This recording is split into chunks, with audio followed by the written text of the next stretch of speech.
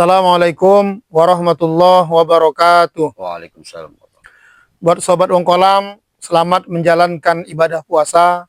Semoga tetap sehat, tetap semangat, dan tetap kuat dalam menjalankan ibadah selama di bulan Ramadan. Terima kasih kami sampaikan kepada sobat Wongkolam yang tetap setia membersamai kami dalam program-program yang kami luncurkan, khususnya di bulan Ramadan, program spesial Ramadan Wongkolam bersama Ubam, Ustadz Bambang. Apa kabar Ustadz? Alhamdulillah sehat. Alhamdulillah. Baik Sobat Wongkolam, ya hari ini kita akan berdiskusi dengan tema tentang taubat. Sebagaimana yang kita ketahui bahwa bulan Ramadan disebut juga dengan bulan Syahrul Maghfirah, bulan ampunan. Allah memperluas ampunannya di bulan suci Ramadan yang mulia ini. Maka sangat disayangkan kalau kita umat Islam tidak mengambil bagian dari program yang sudah dicanangkan Allah melalui Ramadan supaya kita mendapatkan keampunan di bulan tersebut. Sehingga Rasulullah pernah mengingatkan kita dalam sebuah hadisnya, alangkah ruginya, celakalah seseorang yang ketika dia bertemu dengan bulan Ramadan tapi dia tidak mendapatkan ampunan di bulan itu. Baik, mari kita simak ya petuah tausiah dari Tuan Guru kita Ustadz Bambang, yaitu berkaitan dengan tema kita tentang taubat. Tafadhol Ustadz. Assalamualaikum warahmatullahi wabarakatuh. Alhamdulillah wassalatu wassalamu ala Rasulillah, amma ba'du. Ramadan adalah bulan ampunan. Dan karena Ramadan adalah bulan ampunan, maka seharusnya kita jadikan sebagai kesempatan kita untuk kita bertobat kepada Allah, meraih ampunan Allah Subhanahu wa taala. Karena kita sadar bahwa manusia tempatnya khilaf, tempatnya salah, tempatnya dosa, bahkan siapapun kita pasti pernah melakukan kesalahan. Dosa kecil, dosa besar, dosa zahir, dosa batin, dosa terang-terangan yang kita lakukan, ataupun dosa sembunyi yang pernah kita lakukan. Semua kita manusia pernah kita lakukan. Allah Maha tahu kalau manusia itu banyak salahnya. Makanya sengaja Allah datangkan Ramadan supaya kita bersimpuh di hadapan Allah. Wasari'u ila maghfirati min rabbikum. Segeralah kita untuk meraih ampunan Allah Subhanahu wa taala. Maka jangan kita sia-siakan Ramadan ini berlalu begitu saja tanpa kita untuk meminta ampun kepada Allah. Bahkan kita sangat dianjurkan untuk bertaubat kepada Allah. Ya ayyuhalladzina amanu tubu taubatan nasuha. Ya, wahai orang beriman, bertobat kamu kepada Allah dengan taubat yang sesungguhnya. Ya, taubat dengan sesungguhnya artinya bahwa kita sadar akan kesalahan kita, menyesal akan perbuatan yang pernah kita lakukan, dan kita komitmen supaya kita tidak melakukan kesalahan yang sama. Walaupun sebagai manusia, setelah dia beristighfar, dia akan melakukan kesalahan yang lain.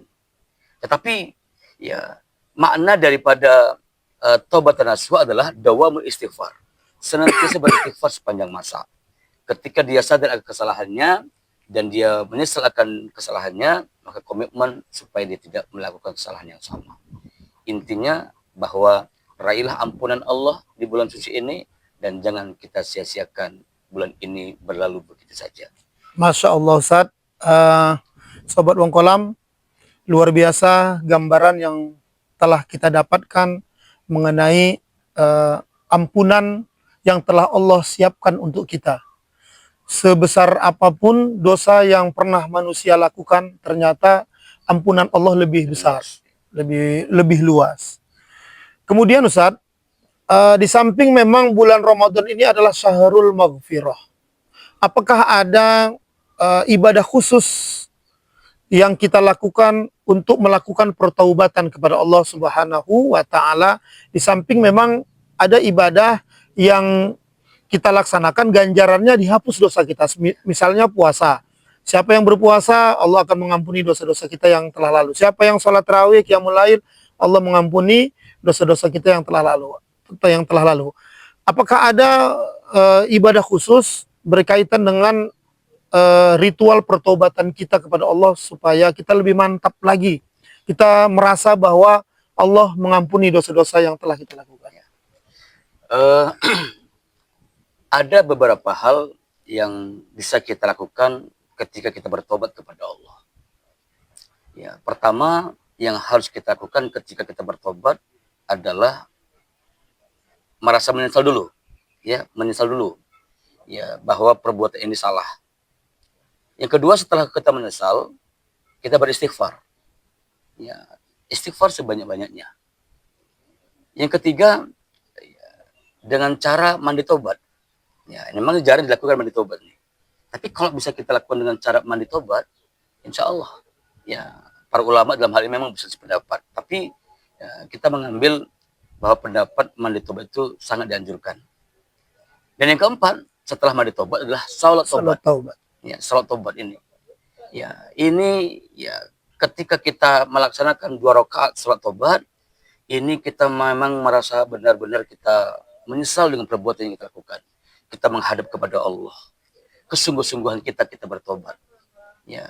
Dan dengan salat tobat tadi, insya Allah ya, Allah akan mengampunkan dosa kita. Sebesar apapun dosa kita. Ada nggak tata cara khusus mengenai sholat taubat? Misalnya niat sholatnya, Ya. atau ada doa khusus Ustaz yang Ya. bisa Kalau niat salat taubat ya seperti biasa ya. Ya usolli sunat taubah rakaat ini lillahi ta'ala. Sengaja aku salat taubat 2 rakaat karena Allah. Dan doa ya, kalau bisa kita menghafal doa Sayyidul Istighfar. Allahumma anta rabbi anta la ilaha illa khalaqtani, ya seterusnya. Ini coba dengan doa Sayyidul Istighfar ini ya, sebesar apapun dosa kita insya Allah akan gugur selama hubungan dengan Allah Ta'ala. Ya, beda dengan taubat kita sesama manusia, itu berbeda. Ya, maka para ulama menambahkan satu, kalau kaitannya dengan sesama manusia, maka satu hal yang kita lakukan, apa itu? Mengembalikan haknya. Ini yang mungkin sulit ya. sulit. Ya, mengembalikan haknya, ya, meminta maaf kepadanya, ini butuh keberanian. Berarti kalau dosa kita sesama manusia tidak bisa selesai hanya dengan bertaubat kepada Tidak, Allah. iya. Dengan istighfar tidak bisa Ustaz ya. Tidak. Harus berurusan langsung dengan orang Dengan yang orang yang bersangkutan langsung. Itu makanya kenapa sesama manusia ini yang paling sulit. Kalau bagi Allah Ta'ala, Allah memudahkan kita untuk minta ampun. Bahkan merangkul siapapun hamba yang bertobat kepadanya. Tetapi sesama manusia, satu hal yang kita lakukan. Makanya kenapa kita harus bisa saling memaafkan satu sama lain. Berlapang dada. Kemudian kalau ada yang minta maaf kepada kita, kita maafkan. Ya, kalau kita punya salah, kita datang, kita minta maaf. Kalau kita pernah mencuri 1 buah contohnya, ya, coba datang kepadanya, kita mohon maaf, dulu pernah kita mengambil buahnya, kita kembalikan, atau apa yang kita sampaikan kepada mereka. Jadi ini ya tata cara kita bertobat ketika sesama manusia. Bahkan ada dalam sebuah riwayat ya, orang sekeras Umar bin Khattab, sahabat Nabi, ketika dia mengingat sesuatu yang pernah dia lakukan di masa lampau sebelum dia menjadi seorang muslim, ya, dia selalu menangis mengingat kesalahan-kesalahan yang dilakukan sebelum dia menjadi seorang muslim. Artinya, meneteskan air mata ketika kita melakukan pertaubatan itu bagian dari ekspresi kita memang serius. Kita memang berharap Allah mengampuni dosa-dosa kita. Itu gimana, Ustaz? Ya. Makanya mengingat kesalahan, mengingat dosa masa lalu kita itu juga penting. Ya, supaya kita tidak mengulangi lagi ya. Apalagi dengan menangis, ya. Ya, bahkan ya, sangat dianjurkan ketika kita beristighfar, meminta ampun kepada Allah dengan cara menangis. Kalau nggak bisa menangis, ya bagaimana cara kita supaya bisa dipaksa menangis? Ya, kenapa? Itu tanda kalau orang yang nggak bisa menangis itu tanda hati keras. Tapi kalau dia mudah menangis, sadar dia akan kesalahannya, maka dia hatinya lembut. Maka orang yang hatinya keras, tertutup hatinya, ya khatamallahu ala qulubihim, Allah tutup hatinya, maka berat dia untuk bertobat kepada Allah. Tapi kalau dia mudah menangis, istighfar, maka insya Allah mudah baginya untuk mendapatkan hidayah Allah, dan mudah baginya Allah merangkul kepadanya sehingga diampunkan Allah segala dosa-dosanya. Kalau misalnya ini kan tentang berupaya menangis sebagai tanda penyesalan yang serius ketika kita memohon ampun kepada Allah. Dalam pertobatan itu, bolehkah kita mengingat tentang azab Allah yang Allah siapkan untuk orang-orang yang berbuat dosa? Misalnya, kalau saya melakukan maksiat, meminum minuman keras, kita bayangkan azab yang diberikan Allah di akhirat kepada orang yang melakukan atau mengkonsumsi minuman keras seperti ini. Jadi dengan begitu kita ada rasa takut. Jadi taubat itu mengedepankan rasa takut dengan azab, itu gimana Ustaz? Ya. Ada 3 hal ya dalam agama itu harus ditanamkan. Pertama, roja, berharap. Kedua, khauf, rasa takut. Yang ketiga, mahabbah, cinta. Berharap akan balasan Allah, takut akan azab Allah, ya, cinta hanya kepada Allah. Jadi ketika 3 unsur ini dalam ibadah kita lakukan, maka insya Allah sempurna. Apalagi berkaitan dengan taubat kita kepada Allah. Kita khawatir, takut ketika kita berbuat salah, Allah akan berikan azab seperti ini, azab seperti itu. Makanya ada kabar gembira, ada kabar peringatan. Basyira wa nazira. Jadi ini Allah sampaikan kepada Rasul untuk kita semuanya, supaya kita tetap hati-hati. Kabar berita gembira itu bahwa ketika kita beramal soleh, Allah kasih gambaran seperti ini, sehingga kita semangat untuk beribadah. Ketika kita melakukan sebuah kemaksiatan, kesalahan, Allah kasih peringatan seperti ini, supaya kita jangan sampai seperti itu. Jauh kita daripada perbuatan itu. Maka penting kita untuk mengingat rasa takut itu dengan azab Allah yang Allah gambarkan kepada kita. Makanya seorang pelaku maksiat yang dia sudah merasa dirinya sangat kotor sekali karena semua maksiat sudah dia lakukan, maka tidak boleh seseorang pelaku maksiat itu merasa berputus asa dari rahmat Allah. Jangan merasa ketika dia dosanya tidak bisa diampuni lagi nih, aku sudah terlanjur masuk dalam lubang yang sangat dalam, lubang kemaksiatan. Udahlah, aku terima aja kondisi seperti ini. Itu tidak boleh, Ustaz. Tidak boleh berputus asa dari rahmat Allah. Maka tidak boleh kita berputus asa dari rahmat Allah. Sebesar apapun dosa kita, seluas apapun dosa kita, Allah akan mengampunkan dosa kita. Saya teringat satu kisah yang datang kepada Nabi, ya, dia datang mengakui kesalahan. Ya, sampai ditanya sama Nabi, apa kesalahanmu? Kesalahan saya lebih luas daripada lautan. Saking penasarannya Nabi itu bertanya kembali, apa sih salahmu? Beliau mengatakan begini, datang kepada Nabi, ya Rasulullah, saya punya dosa, ada seorang perempuan yang cantik, meninggal dunia, ketika dikuburkan itu jenazahnya, saya bongkar kuburannya, saya buka kain kafannya, saya zinahin. Nabi ketika itu memalingkan mukanya, tanda nggak suka. Tapi turun malaikat Jibril. Ya, apa kata malaikat Jibril? Ya Rasulullah, apakah engkau yang memberikan makan semua makhluk? Kata Rasulullah, Allah yang mengasih makan. Apakah engkau yang mengatur alam semesta ini? Allah yang mengatur alam semesta. Lantas kata Jibril, kenapa kau memalingkan mukamu ketika seorang itu tidak bertobat kepada Allah?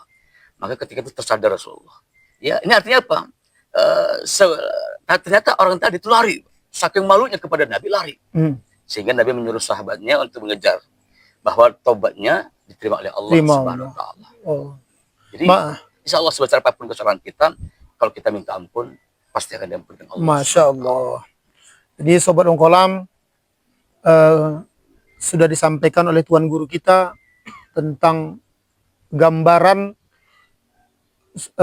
bagaimana pentingnya bertaubat kita kepada Allah Subhanahu wa Ta'ala, karena memang manusia ini tidak ada yang suci, tidak ada yang sempurna. Pasti ya, setiap manusia itu punya salah, punya dosa. Tapi yang paling penting ya, manusia itu bukan disebut sempurna karena dia tidak punya dosa, Tapi ketika manusia menyadari tentang Ya. salah dan khilafnya, kemudian dia bertaubat kepada Allah Subhanahu wa taala. Tentang 3 hal taubat tadi ada roja, khauf dan mahabbah. Itu yang perlu kita bangun, Ya. Ustaz. Dan Ya. tidak boleh berputus asa. Ya, betul. Dan penting ya untuk kita semua diingatkan jangan sampai kita terlambat taubat. Karena Ya. taubat ini limit waktunya ada batasnya. Ya. Ketika nanti ya ruh kita sudah berpisah dari badan, maka taubat itu sudah tidak ada kesempatan lagi bagi kita. Statement closing Ustaz. Jangan menunda tobat. Ya, karena umur tidak ada yang tahu. Tidak yang tahu. Ya, hari ini kita masih bisa berleha-leha, tapi ketika Allah panggil kematian untuk kita, maka sudah terlambat tobat kita kepada Allah. Maka jangan memperlambat tobat kita, segera kita bertobat kepada Allah. Bahkan setiap hari kalau bisa kita senantiasa beristighfar kepada Allah, karena setiap hari kita juga pernah melakukan kesalahan. Maka dengan kita bertobat, insya Allah mudah-mudahan kesalahan-kesalahan kita dihapus oleh Allah Subhanahu wa taala. Amin ya rabbal alamin. Terima kasih Ustaz Salah. atas petua tausiah yang telah disampaikan kepada kita semua. Semoga kita semua sobat Ongkolam semakin termotivasi untuk ya bertaubat kepada Allah Subhanahu wa taala, khususnya di bulan Ramadan, bulan yang maghfirah ini. Terima kasih untuk sobat Ongkolam yang masih tetap membersamai kami. Ya, semoga kajian yang singkat ini semakin menguatkan kita untuk terus ya bertaqarrub ilallah, mendekatkan diri kepada Allah khususnya di bulan Ramadan yang mulia ini. Wallahu a'lam bishawab. Demikian pertemuan kita pada hari ini. Semoga bermanfaat. Assalamualaikum warahmatullahi wabarakatuh.